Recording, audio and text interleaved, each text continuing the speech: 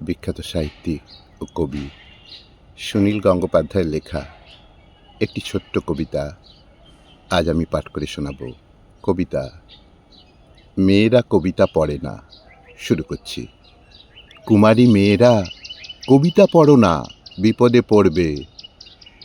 যে বয়সে মেঘ বেশি ডাকে তার আকাশ অন্য। কবিতার বই ভুলেও ছুঁয়ো না, আঙুল পুড়বে। কবিরা নিজেরা স্বেচ্ছায় জলে লেখার জন্য। সিঁড়ি দিয়ে দুদ্দার করে উঠে হঠাৎ দাঁড়িয়ে কি শুনলে তুমি?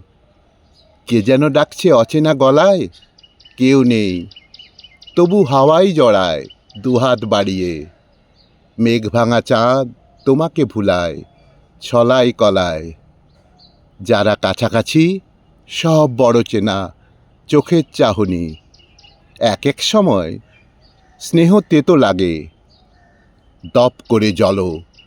যখন যা আসে সব ভুল, তুমি কিছুই চাওনি। বাথরুমে গিয়ে আয়নার ঠোঁটে সব কথা বলো।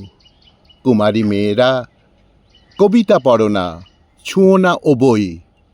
ছেলেরা পড়ুক, চিঠিতে দিক না খাসা উদ্ধৃতি। বুঝে বা না বুঝে বন্ধুরা মিলে করো রই রই। কোনো একদিন সেই হাসিটাই হয়ে যাবে স্মৃতি। যেসব নারীরা আড়ালে অচেনা নদীর মতন, কবিরা তাদেরই মূর্তি গড়ার ভাষা খুঁজে মরে। তাদের লুকানো দুঃখে থাকে না ছন্দপতন। নির্মাণ খেলা সারাটি জীবন কালো অক্ষরে। কুমারী মেয়েরা বিপদটাকেও আচারের মতো চেখে নিতে চাও? চকিতে একেলা দুপুরের দিকে চাখো তবে। দায়ী করো না কিন্তু, হও সম্মত। এমন মধুর সর্বনাশের জন্য কবিকে। এমন মধুর সর্বনাশের জন্য কবিকে।